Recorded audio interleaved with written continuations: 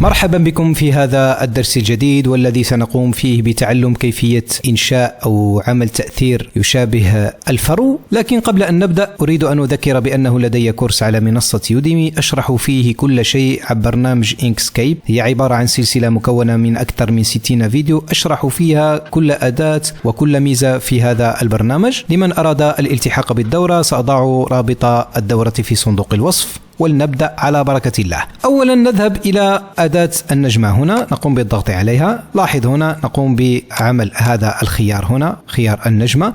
لاحظ هنا كورنرز، لدينا إذا رسمنا النجمة هنا 5 رؤوس. لاحظ القيمة هنا 5، 1 2 3 4 5.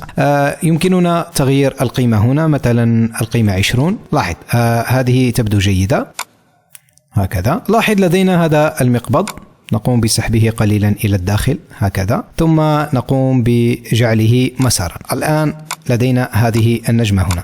نقوم بالذهاب إلى قائمة تعبئة الألوان. لاحظ هنا نقوم بعمل تدرج لوني. لاحظ لدينا هنا نقوم بعمل حمراء قليلا هنا، ثم نقوم بعمل صفراء هنا، ثم نقوم بزيادة الشفافية. لاحظ التدرج هكذا يبدو جيدا. نقوم الآن بالذهاب إلى القائمة المنسدلة فلترز. لاحظ، ثم الذهاب إلى ديستورت، ثم روغن. لاحظ تظهر لنا هذه النافذة هنا. نقوم بعرض حي للتأثير. لاحظ هنا كيف يعمل تأثير الآن نقوم بالتحكم قليلا في هذه الخيارات حتى تناسب العمل الذي نود القيام به. مثلا نزيد القيمة هنا 2، ثم نقوم بخفض هذه القيم هنا. لاحظ هكذا تبدو لي جيدة. لاحظ هكذا. عند الانتهاء نقوم بالضغط على Apply ثم Close. لاحظ نقوم بتصغيرها قليلا هنا هكذا، ثم نقوم بالذهاب إلى أداة الرش هنا، نقوم بتفعيلها، ثم نقوم برسم الشكل الذي نريد. مثلا سنرسم قلبا لأني أحبكم في الله.